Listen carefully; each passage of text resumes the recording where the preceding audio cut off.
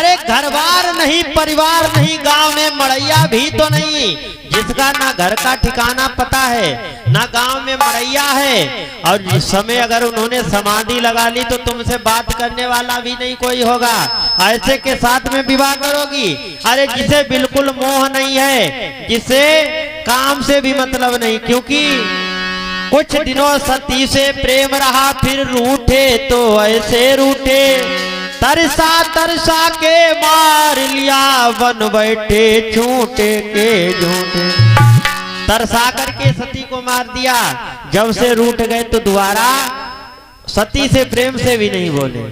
बर्छी की तरह, भाले की तरह वो बाग के सप्त ऋषियों के माता पार्वती के लगे हैं, और वो कहने लगी है विवाह करूंगी तो उन्हीं से, क्योंकि तुम नहीं जानते हो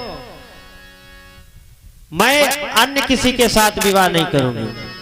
सप्त ऋषि समझ गए ये प्रेम मूर्ति कैलाश भोले बाबा से विवाह करेगी, ऐसा समाचार दिया है जाकर के भोले बाबा को। भोले बाबा ने कहा चलो तपस्या कर लेने दो, देखें पता चल जाएगा सच्ची निष्ठा है। माता गिरजा तपस्या कर रही हैं, उसी समय की बात है। अरे तारक असुर भयउ तहि काला,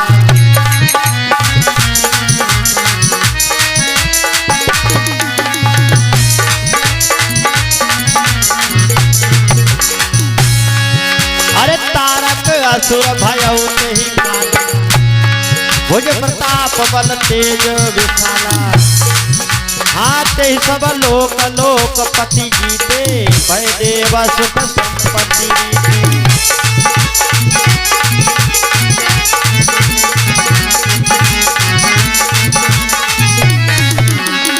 उसी समय की बात, एक तारक नाम का असुर हुआ है जिसने देवताओं को बहुत मारा है। देवराज इंद्र गुफाओं में जो है देवताओं के राजा, वो भागते फिर रहे, छिप रहे हैं। सभी ने जाकर के विनय की है भगवान से, तो भगवान ने युक्ति बताई, इसको भगवान भोले बाबा का पुत्र मार सकता है, अन्यथा कोई नहीं मारेगा। देवताओं ने कहा फिर क्या हम मार ही खाते रहेंगे?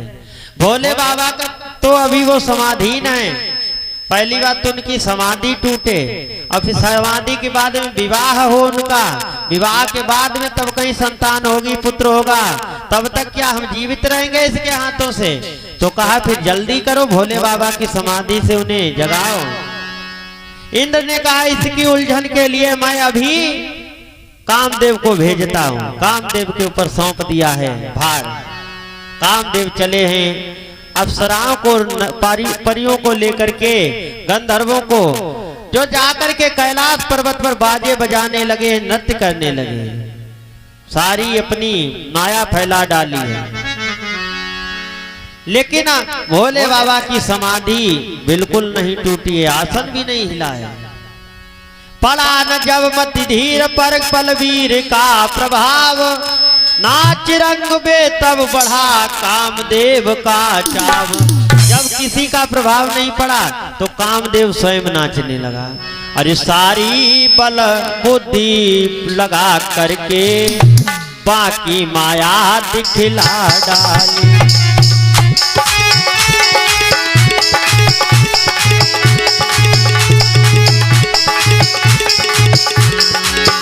सारी बल बुद्धि लगा करके बाकी माया दिखला डाली। डाली की तनिक आड़ लेकर धनुष की डोर हिला डाली।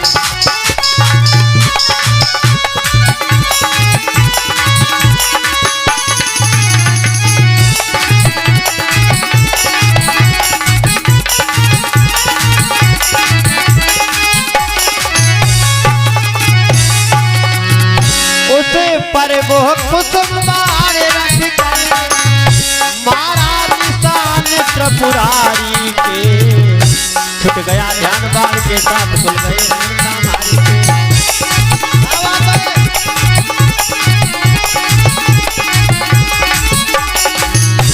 क्रोध में आकर के आज उसने क्या किया, कामदेव जब भोले बाबा को नहीं जगा सका, एक कुसुम बाण लिया, धनुष पर फूलों के रख करके मारा है भोले बाबा के नेत्र में जाकर के, मस्तिष्क में लगा। और जैसे ही माथे में लगा है भोले बाबा की समाधि भंग हो गई। भोले बाबा को क्रोध आ गया और तीसरा नेत्र भोले बाबा का खुला है। तीसरा नेत्र कब खुलता था? इमरजेंसी जब आती थी, या तो प्रलय के समय या अतिशय ज्यादा जब भोले बाबा क्रोध में होते थे। क्रोध में आकर के भोले सब बाबा ने आज नेत्र को खोला और नेत्र खुलते ही एक प्रकाश निकला जो कि कामदेव के ऊपर गिरा। गिरते ही कामदेव भस्म, जल करके भस्म हो गया कामदेव। उसकी पत्नी रति जो थी वो रोने लगी, पछाड़े खाने लगी और भगवान से विनय करती, प्रभु हे विधना तो का बिगाड़ा जो असियायु में दुख डारा। बिना पति कर्म और का ठिकाना ऐसे तो अच्छो मरी जाना। हे विधाता मैंने क्या बिगाड़ा था? भरी जवानी में विधवा बना दिया। और कामदेव को बुलाती है, रोती है, पछाड़े खा रही है, कहती है स्वामी मैं तुम्हें ढूंढने के लिए कहां जाऊं? अरे धरती से गगन तक ढूंढूरी, धरती से गगन तक ढूंढूरी, मेरे पिया गए तो कहां गए? धरती से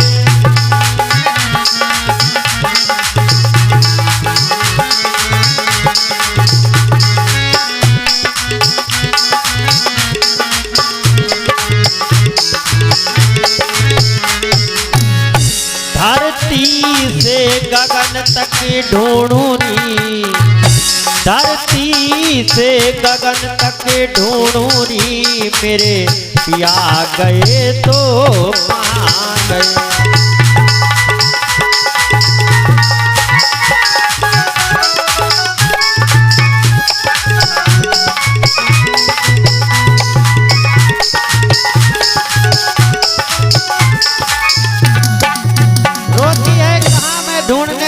जाऊं धरती में ढूंढूं, गगन में ढूंढूं, कहां जाकर के ढूंढूं?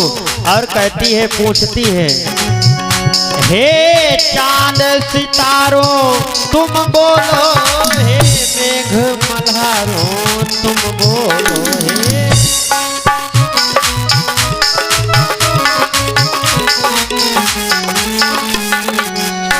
हे चांद सितारों तुम बोलो, हे मेघ मल्हारों तुम बोलो, मेरा सब श्रृंगार बिगाड़ करके, मेरा सब श्रृंगार सजा करके तुम चले गए तो कहां गए?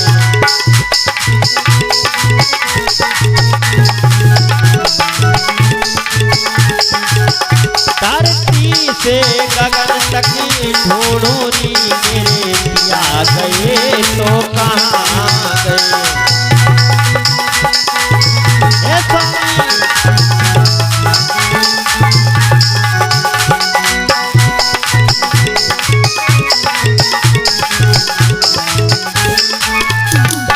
और कहती है, मैं दुल्हन बनी पिया की थी, एक रात मिलन की बाकी, मैं दुल्हन बनी पिया की थी, एक रात मिलन की बाकी थी, मेरे कुल का दीप बुझा करके, मेरे कुल का दीप बुझा करके तुम चले गए तो कहां गए?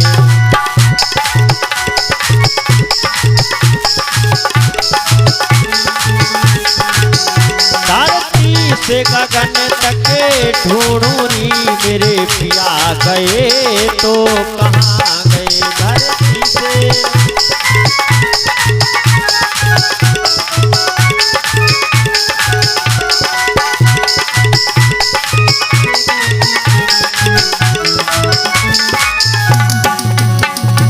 रोने लगी है, पछाड़े खा रही है, मैं अपने पति को ढूंढने के लिए जाऊं तो कहां जाऊं? मुझे धीर कौन बधाएगा।